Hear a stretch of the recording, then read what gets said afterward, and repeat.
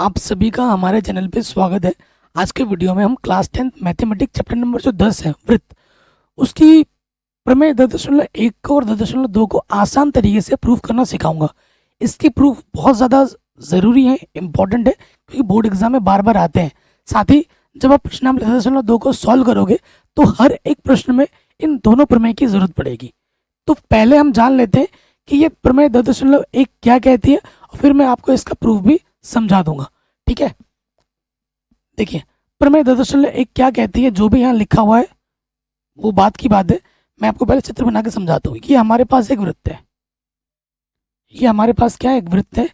ये वृत्त का मैंने मान दिया, नाम दे दिया, सेंटर का, केंद्र का ओ दे दिया। अब ये वृत्त की एक क्या है, ये वृत्त की एक क्या है, स्पर्श रेखा है। ये वृत्त की क्या है, एक स्पर्श रेखा है, और ये वृत्त की स्पर्श बिंदु है। स्पर्श रेखा क्या होती है, स्पर्श बिंदु क्या होती है, सब आप जानते ही होंगे, प्रश्नावली 10.1 में आपने पढ़ा है। क्या होता है स्पर्श रेखा? स्पर्श रेखा ये किसे कहते हैं? स्पर्श रेखा क्या होती है? जो वृत्त के एक बिंदु को टच करते हुए, स्पर्श करते हुए चली जाती है। तो ये वृत्त का एक बिंदु P है, ये जो रेखा है इस बिंदु P को छूते हुए चली गई है, तो इसे हम स्पर्श रेखा कहते हैं। तो प्रमेय 10.1 क्या कहती है, अगर आपके पास स्पर्श रेखा है, ये P बिंदु को हम क्या कहते हैं, इस P बिंदु को हम कहते हैं स्पर्श बिंदु, कहते हैं स्पर्श बिंदु। तो जब हम केंद्र को P से मिलाएंगे, यानी कि केंद्र को जब जैसे ही मैंने P से मिला दिया, तो ये हमारी क्या हो गई, त्रिज्या हो गई। ये हमारी क्या हो गई दोस्तों, त्रिज्या हो गई। यानी कि त्रिज्या और स्पर्श रेखा के बीच में जो कोण बनता है वो 90 अंश का बनता है। ये कहता है कौन, ये कहता है प्रमेय 10.1।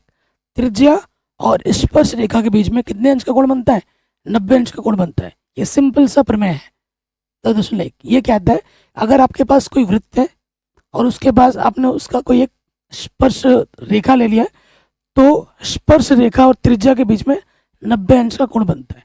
ये चीज यहाँ लिखी हुई है।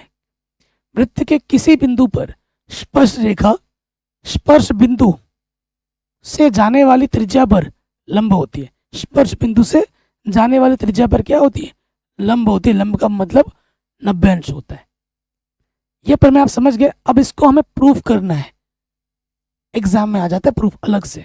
तो अब हम बात करेंगे प्रूफ की, ठीक है, सिद्ध करने की बात करेंगे। तो सबसे पहले देखो, ये जो चित्र है ये आप बना लोगे, ठीक है, रचना कर लोगे आप।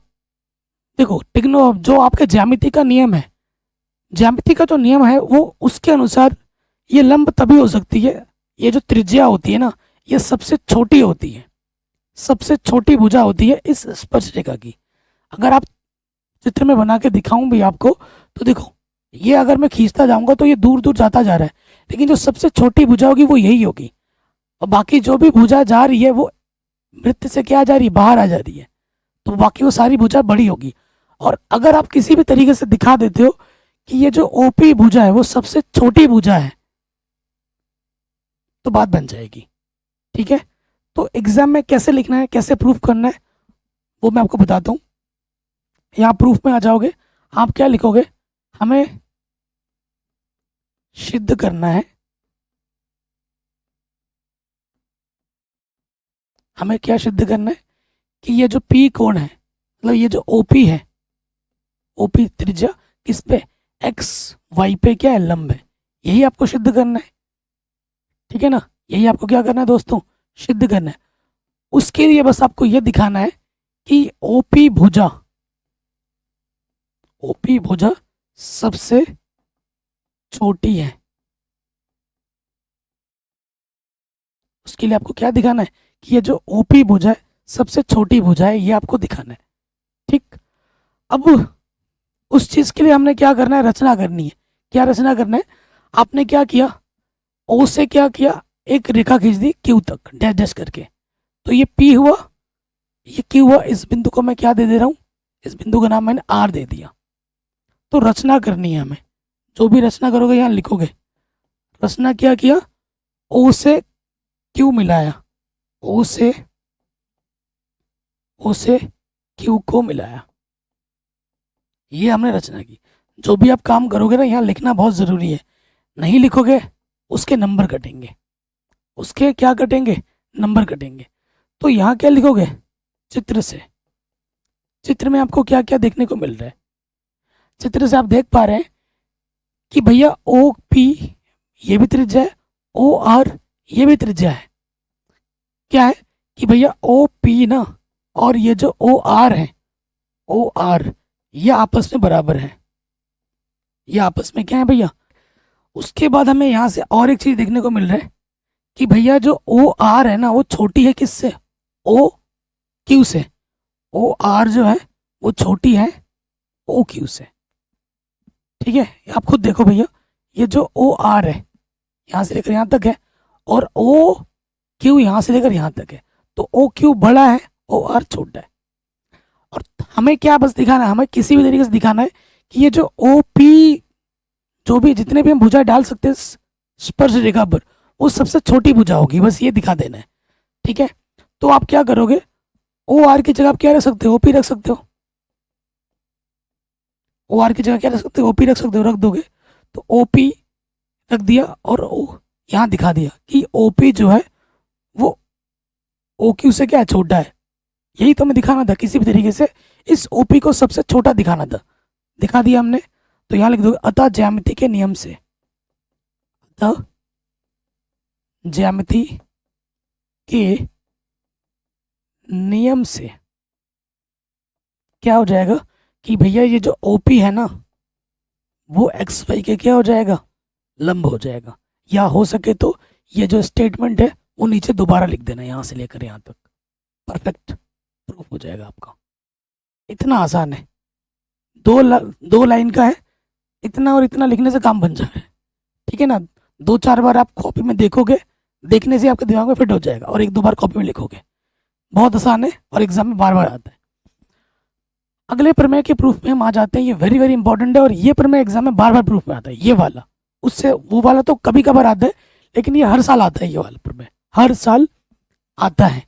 क्योंकि आपको पता है एक पेपर के कई सारे सेट बनते हैं, आपके सेट में आए ना आए, आपके दोस्त वाले में आ सकता है। 7 सेट बनते हैं ना, तो 7 में से 5 सेट में तो आ ही जाता है। ठीक है, हाई चांसेस होते हैं हर बार एग्जाम में आने के। कह रहे हैं बाह्य बिंदु से वृत्त पर खींची गई स्पर्श रेखाओं की लंबाइयां बराबर होती हैं। ये हमारा वृत्त है, ये हमने एक बाहर से बिंदु ले लिया पी, इससे हमने 2 स्पर्श रेखाएं खींची, एक ये और एक ये। इन दोनों स्पर्श रेखाओं की लंबाइयों को हमें क्या दिखाना है, बराबर दिखाना है। हमें सिद्ध करना है कि जो पी क्यू होगा वही पी आर होगा। तो प्रूफ में आ जाओ, क्या लिखोगे, हमें सिद्ध करना है, क्या सिद्ध करना है तुम्हें भाई, तुम्हें सिद्ध करना है कि जो पी क्यू होगा वो पी आर के बराबर होगा। ये चीज तुम्हें सिद्ध करनी है कि नहीं। देखो जब भी बात बराबर की आएगी, बराबर का मतलब ही होता है सर्वांग से, कक्षा 9 में आपने पढ़ा है। तो सीधा सीधा मतलब ये निकल के आ रहा है कि भैया इस त्रिभुज को और इस त्रिभुज को मुझे समान दिखाना पड़ेगा, सर्वांगशम दिखाना पड़ेगा, तभी हम बात कर सकते हैं। तो रचना में क्या करना है आपको, क्यू से ओ को मिलाया, ओ से आर को मिलाया और पी से ओ को मिलाया, ये लिखोगे यहाँ पर। तो रचना की तुमने, रचना करनी पड़ेगी। रचना में क्या लिखोगे, क्यू ओ, ओ आर और पी ओ को मिलाया। ठीक है, तीनों रेखा को हमने क्या कर दिया, मिला दिया। कोई दिक्कत, कोई परेशानी यहाँ तक नहीं होगी। अब आगे बात करते हैं। अब त्रिभुज P Q O, P Q O तथा पी आर ओ में, पी आर ओ में, ठीक है, इन दोनों त्रिभुज को सर्वांगशम दिखाना है। ठीक, तो देखो भाई ये वृत्त की क्या है, त्रिज्या है, और ये भी वृत्त की क्या है, त्रिज्या है। तो सबसे पहले देखो हमारे पास जो ओ क्यू है वो बराबर है ओ आर के। क्यों बराबर है, क्योंकि ये वृत्त की त्रिज्या है और वृत्त की त्रिज्या आपस में क्या होती है, समान होती है। उसके साथ साथ इस वाले त्रिभुज में भी ये वाला भुजा है और इस वाले त्रिभुज में भी ये वाला भुजा है, दोनों भुजा में ये उभयनिष्ठ भुजा है। PO, PO बराबर क्या है? PO है। क्यों बराबर है भैया? क्योंकि ये उभयनिष्ठ भुजा है। ठीक है भैया, ये उभयनिष्ठ भुजा है, बराबर है। उसके साथ साथ जो कोण आपका Q है और कोण आपका जो R है वो बराबर है। क्यों बराबर है? प्रमेय 10.1 से। क्या होती है 10.1? अभी मैंने आपको प्रूफ कराया, आप जानते भी हो कि भैया जी ये जो स्पर्श रेखा है और ये जो त्रिज्या है उसके बीच में 90 अंश का कोण बनता है। त्रिज्या स्पर्श रेखा, कितने का कोण बनेगा? 90। ये भी 90 है और ये भी 90 है, क्यू भी 90, आर भी 90 है। ठीक, अब देखो कई बच्चे यहाँ पे मिस्टेक कर देते हैं, यहाँ से उन्हें पता ही नहीं है कि कौन से नियम से ये दो तीन समरूप और सर्वांगसम होंगे, पता ही नहीं है। देखो ये भुजा तो बराबर दिखा नहीं है, पता थोड़ी ना है बराबर है। कई बच्चे लिख देते हैं भुजा भुजा भुजा से ये सर्वांगसम है, गलत। देखो किसी त्रिभुज में एक कोण 90 है, ठीक है। आप, मैं बता रहा हूँ, जैसे ये त्रिभुज मैंने बनाया और ये 90 है, ठीक है। मैंने इसको 5 बोल दिया, ठीक है, इसको 5 बोल दिया और मैंने बोला कि ये वाला जो भुजा है, फिर एक त्रिभुज मैंने बनाया, ठीक है, दूसरा नाम, ये 90 और ये, इसको मैंने 5 बोला और मैंने बोला ये चीज़ और ये चीज़ दोनों में बराबर है, ये 5 है, तो ऑटोमेटिकली ये दोनों त्रिभुज क्या हो जाएंगे? बराबर हो जाएंगे भाई, क्योंकि 90 अंश के सामने वाली भुजा क्या होती है? कर्ण। 90 अंश के सामने वाली भुजा क्या होती है? कर्ण। तो ये कर्ण के बराबर है, ये आधार इस आधार के बराबर है, तो लंब ऑटोमेटिकली आपस में क्या हो जाते हैं? बराबर हो जाते हैं। तो कैसे बोलोगे?